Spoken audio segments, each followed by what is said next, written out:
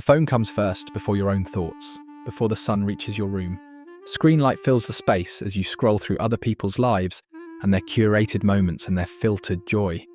You double tap and swipe and feel something you can't quite name. Not boredom exactly, and not loneliness either, but something else entirely. A kind of weightlessness, like you're floating through your own existence without ever really landing anywhere solid. Work fills your days, and you're competent at what you do, maybe even successful by most measures. People looking at your life from outside would think you've got it figured out. But inside there's this question that trails you everywhere, quiet and persistent. Is this it? Not in some dramatic way that makes you want to abandon everything and relocate to a mountaintop. Just a low hum of uncertainty that settles in your chest when the distractions finally stop and the night gets late. Your grandparents never dreamed of having what you have now. All this comfort and all these options and all this freedom. And yet somehow you feel less than they probably did.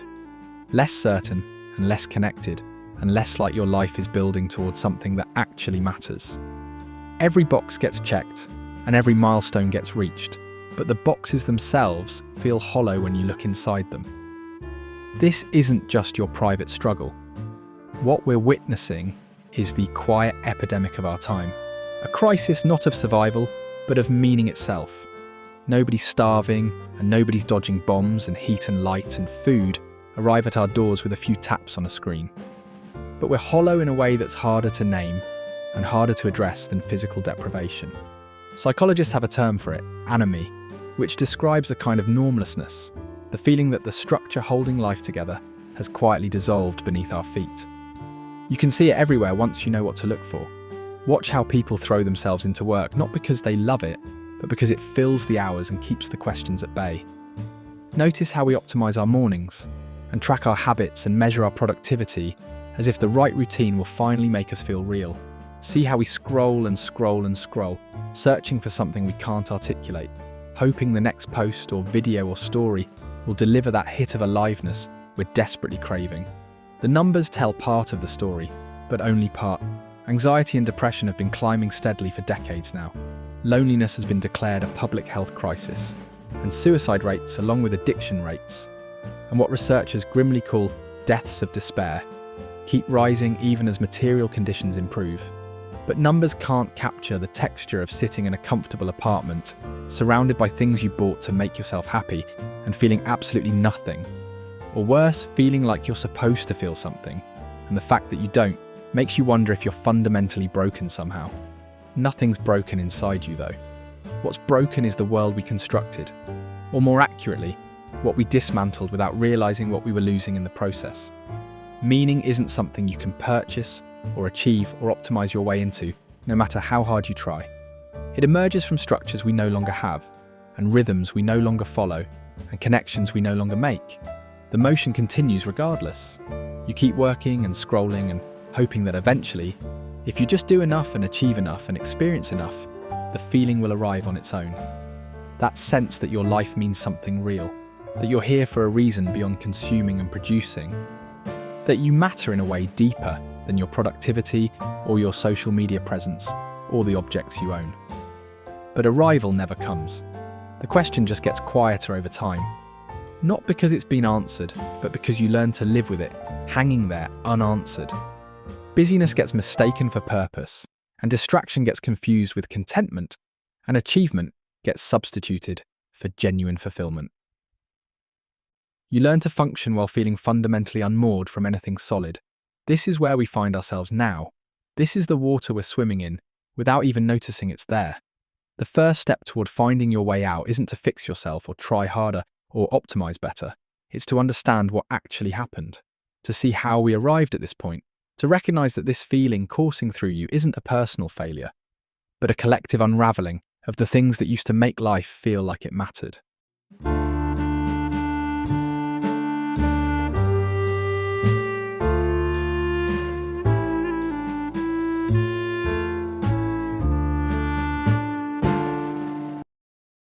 There was a time not so long ago when meaning wasn't something you had to search for like a lost item. Life wove it into the daily fabric of existence, and you were born into a story already being told with your role in that story clearly defined. Not necessarily easy, and not necessarily fair, but clear in a way that provided a kind of stability. You belonged to a place, a specific location, with specific people where everyone knew your name and your family's name and the names of your grandparents before them. Identity wasn't something you had to construct from scratch using personal branding and self-discovery. It was given to you and embedded in the soil you walked on and the traditions you inherited and the neighbours who watched you grow up. Community wasn't something you built through networking apps or found through algorithmic matching. It was simply the texture of how existence felt. Something larger than yourself held you as well.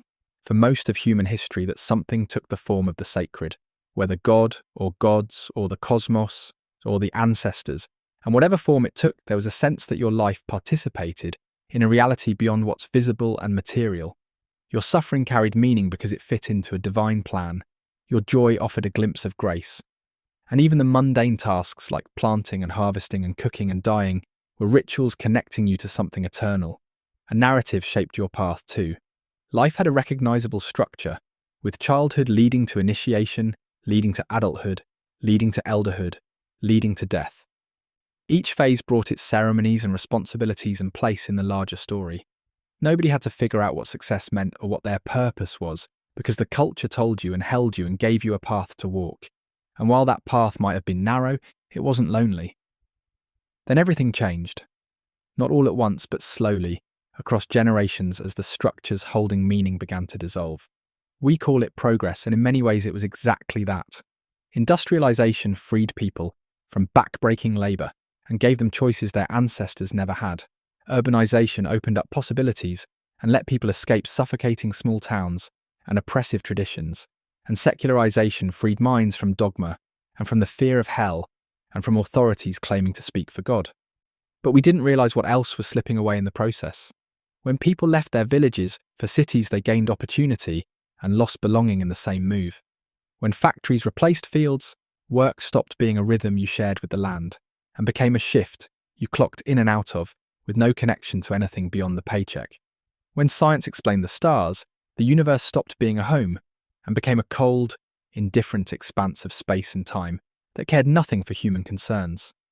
Viktor Frankl, the psychologist who survived Auschwitz, spent his life studying what makes life worth living and discovered that meaning doesn't come from comfort or pleasure, but from three specific things: work that matters, love that connects, and the ability to find purpose even inside suffering. But modern life has quietly stripped away all three of these sources. Work for most of us isn't a calling anymore. It's a job we do to pay bills, rather than something connecting us to a larger purpose. You might be skilled at it, and you might even feel passionate about certain aspects. But deep down, you know you're replaceable. And if you disappeared tomorrow, someone else would fill your role and the work would continue without missing a beat. Love has been transformed into a consumer choice, where we swipe through potential partners like we're browsing a catalogue. We optimize our relationships and read articles about attachment styles and love languages, and treat connection like a skill to master rather than a mystery to surrender to. When things get difficult, when the initial spark fades into something more ordinary, we wonder if we chose wrong or if there's someone better out there or if we're missing out on something. And suffering? We've completely lost the ability to metabolize it in any meaningful way.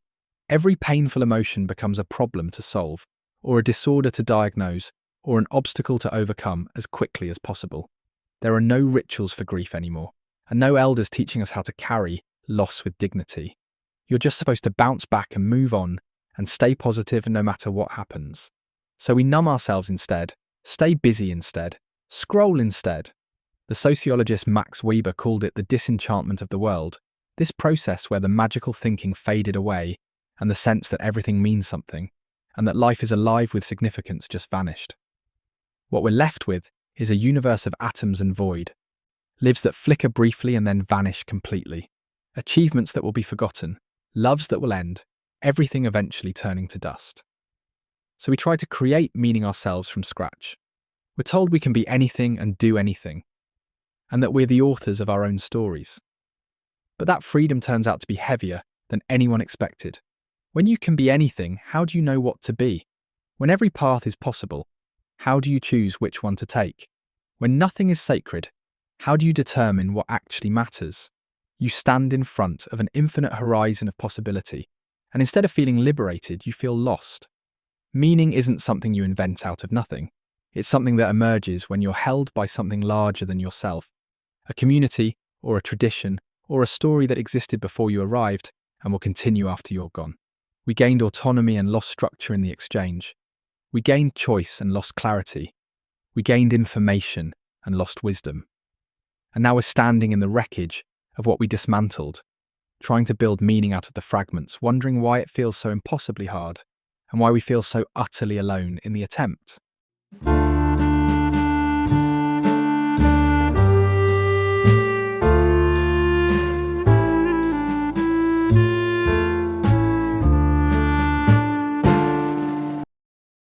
But what we lost is only half the story. What we replaced it with matters just as much, because modern life doesn't just leave a void. It fills that void with things that feel like meaning, but deliver only more hunger. You buy something you've wanted for months, and the package arrives and you open it. And for a moment, there's that little spark of excitement running through you. But the feeling fades fast. And by the next day, the thing you bought is just another object taking up space in your life, while you're already thinking about the next thing you want. This is the hedonic treadmill in action. The way pleasure adapts and novelty wears off, and you're always chasing the next hit of satisfaction without ever really arriving anywhere that feels complete. Consumer culture understood this principle perfectly and built an entire system around it. The message became clear. Happiness is something you purchase, and the life you want is just one more product away from becoming real. A better phone, or a nicer apartment, or the right clothes or the perfect skincare routine. And finally you'll feel complete. But completion never comes because the game is designed to keep you running and wanting and believing that fulfillment is always just around the next corner. Social media makes everything worse. You open the app and see everyone else's highlight reel, their vacations and achievements and seemingly effortless joy. And even though you know it's curated, and even though you know they're only showing the good parts, you still feel it. That sinking sense that everyone else has figured out how to live, while you're the only one floundering around in the dark. You start performing your own life in response. Dinner with friends isn't just dinner with friends, it's something you photograph and filter and caption and post while waiting for the likes to roll in. The experience itself becomes secondary to the documentation of the experience. You're not living your life anymore. You're curating evidence that you have a life worth living. And the more you perform, the less real you feel inside. Psychologists call it comparative suffering. This way we measure our insides against other people's outsides and always come up short. But it goes deeper than that because authenticity itself has become a performance. You're supposed to be real and vulnerable and relatable, but only in ways that are palatable and that get engagement and that make people double tap. So you reveal just enough to seem genuine without actually being known by anyone. And the choices, the endless overwhelming choices.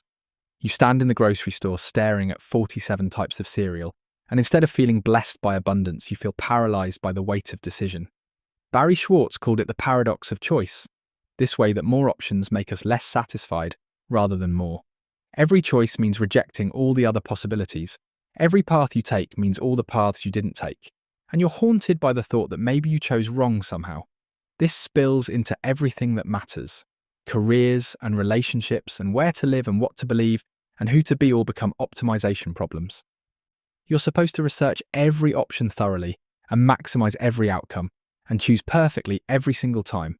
But optimization is exhausting work. And the more you try to choose perfectly, the more you doubt yourself and wonder if you're wasting your potential or missing out on the real thing. Busyness becomes the solution, or at least the distraction. Because busyness feels like purpose when you squint at it from the right angle. If you're always in motion and always productive and always improving, then you must be going somewhere meaningful, right? You wake up early and check your email before breakfast and fill every minute with tasks and goals and self-improvement projects.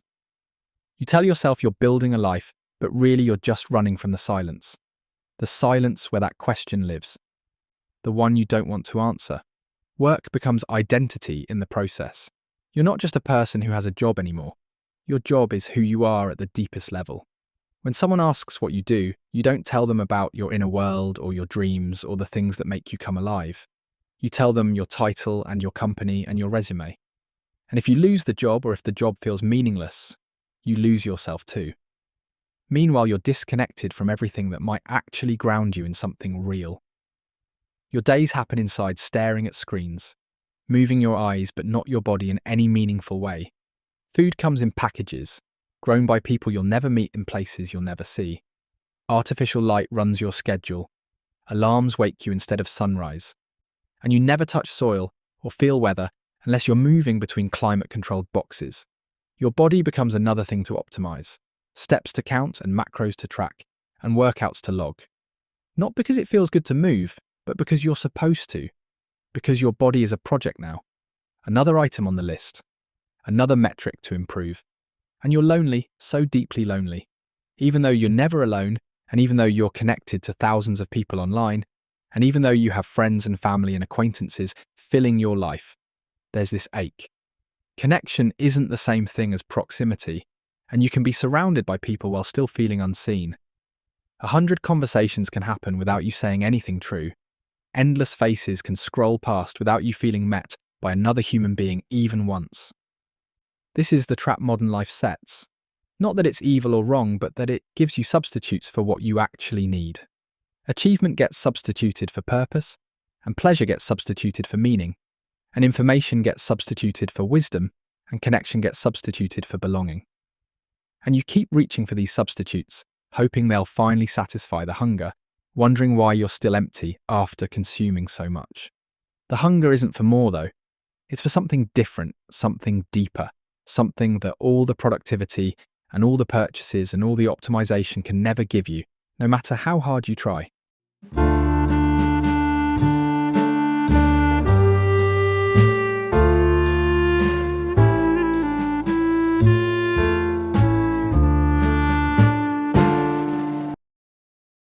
So where does that leave you standing? In the ruins of structures that once held life together, surrounded by traps promising fulfillment, but delivering only emptiness. It would be easy to despair at this point, to think that meaning is simply lost forever, that we're doomed to wander through our comfortable, hollow lives until we die. But that's not the truth.